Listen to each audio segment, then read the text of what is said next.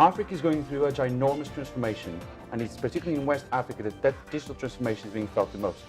One of the companies driving that transformation is MainOne, and one of the main people behind the company is Funke Opeke, the CEO of the company. Funke, thanks a lot for talking to me. Sure, thank you. Let's talk about Africa to start with. What's happening in Africa, and then particularly in West Africa, that's driving all this demand for digital infrastructure?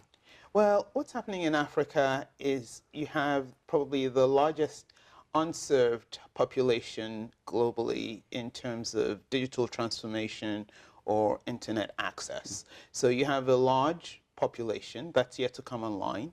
You have a large youthful population. You've had an explosion of mobile access over the past 10 to 15 years.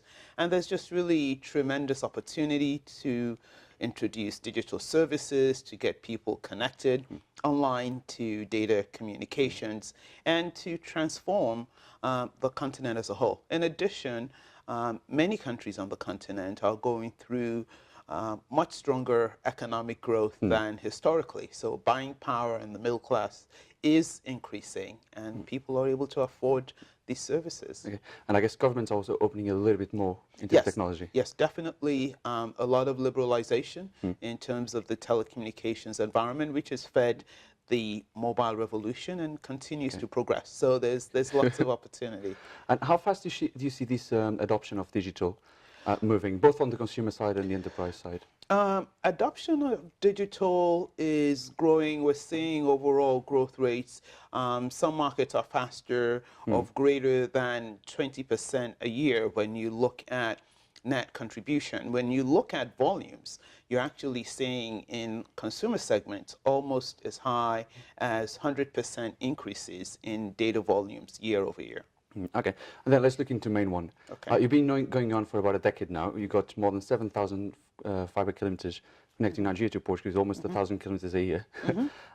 You're investing about $300 million in new infrastructure at the moment, and you just got a license in Côte d'Ivoire to expand there as well. What's happening with MainOne? Do you want to do a quick update?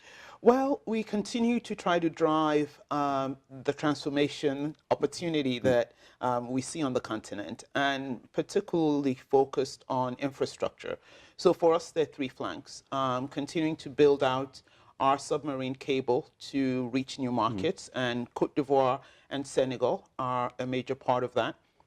Continuing to invest in our data center subsidiary, MDXI, and building out new data center assets to support that growth and the hosting of data and the migration of content back onto the continent. And finally is building terrestrial fiber, terrestrial metro networks, fiber to the towers, really enabling 4G. Mobile is the primary means of access in our market, and so enabling the retail consumer operators to deliver that much needed bandwidth to their customers.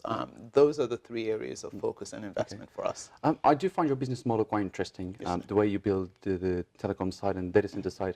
On the cloud side, are we going to see MainOne launching a MainOne cloud? Can we see? Our view of cloud kind of lines up with what we see in the major markets. We are an enabler of cloud.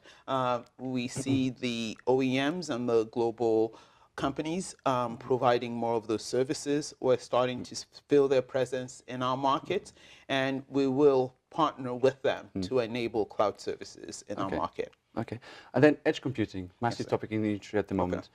What's your view on what is MainOne doing? Because this is potentially going to help Africa really boom into the digital age. Yes, still early in our market in terms of edge computing, but just as I mentioned earlier, we're starting to see the global players come onto the continent, and there is a push to get services closer to the eyeballs. A lot of the new applications require very low latency, and so our infrastructure is able to support that. We think it's still early, but in 2 to 3 years. First is the migration onto the continent and into the large data centers, which we're seeing starting now, and it's already started in South Africa, in West Africa, which is where we play. It's starting now. We see that happening within the next 6 to 12 months. We think most of that content will be on the continent, and then the next step would be pushing it out to the edge. And we are already engaged in discussions with some of the major players about enabling that, so we see it happening. I would like to be silent on that. And then we spoke about a year ago as well, and I asked you about the investment and how to get investors on board, and you said it was a little bit harder to convince them to come in. Have things changed in the last 12 months? Or do you see conversations with investors becoming a bit easier? Conversations are becoming a little easier. I think what is still of concern is the overall macroeconomic situation in West Africa, and also the risk profile, because foreign exchange rates were very resource dependent economies, things fluctuate, and so when you're investing, you need to ensure that you can generate a return. But we are seeing more interest and more capacity to invest, and obviously the fact that we are making investments says things are on the bright side. Okay, can we expect MainOne to announce soon another big investment round or another project? I think we have enough on our plate right now. Shagamu data center, building into Cote d'Ivoire and Senegal, building terrestrial fiber metros across the large cities in Nigeria. We'd like to get that done. Okay, and then last question: what sort of challenges do you face as a CEO? What's the biggest challenge for you, or a couple of challenges? Logistics, skills, execution. Our markets are difficult. Power. There's a lot you cannot take for granted. High taxes, but we're navigating those and still building our business. A strong portfolio. Okay, Funke, thanks a lot for talking to me. Don't forget you can follow Data Economy on Facebook, LinkedIn, and Twitter, and also visit the website on www.data-economy.com.